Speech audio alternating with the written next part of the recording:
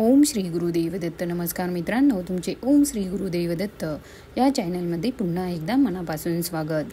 सनातन धर्मात सर्व तिथीमध्ये एकादशीला विशेष महत्त्व मानले जाते. जगाचे रक्षण करता भगवान विष्णू आणि माता लक्ष्मी यांचे आशीर्वाद मिळवण्यासाठी ही तिथी अतिशय शुभ मानली जाते. सर्व उपवासांमध्ये एकादशी व्रत हे श्रेष्ठ मानले जाते. या दिवशी भक्त उपवास करतात आणि विधीनुसार भगवान हरींची पूजा करतात. धार्मिक श्रद्धेनुसार कामदा एकादशीचे उपवास केल्याने सर्व पापांपासून मुक्ती मिळते. एकादशी ही तिथी भगवान विष्णूंना अत्यंत प्रिय आहे. या दिवशी भगवान विष्णूंना तुळशीपत्र हे अर्पण केले जाते. त्याचप्रमाणे दिवशी विधीनुसार उपवास केला जातो आणि भगवान विष्णूंना प्रसन्न हे केले जाते. कामदा एकादशी चैत्र महिन्यात ही साजरी केली जाते आणि एकादशीच्या दिवशी तांदळाचे कुठलेही पदार्थ खाल्ले जात नाही. एकादशी व्रत हे महिन्यातून 2दा केले जाते. या दिवशी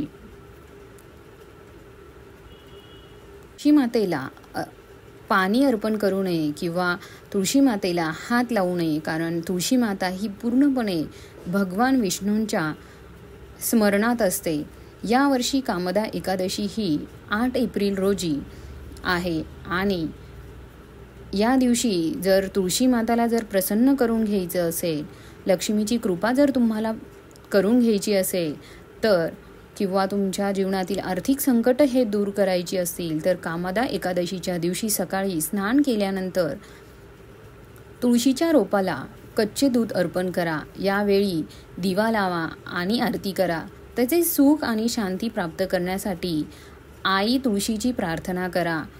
त्याचप्रमाणे तुळशी माता म्हणजेच लक्ष्मीचे रूप आहे आणि तिला प्रसन्न करण्यासाठी लाभे सूत्र भक्तिमंते विष्णुपदम लभते या मंत्राचा जप करा आणि तुळशी मातेची पूजा करा.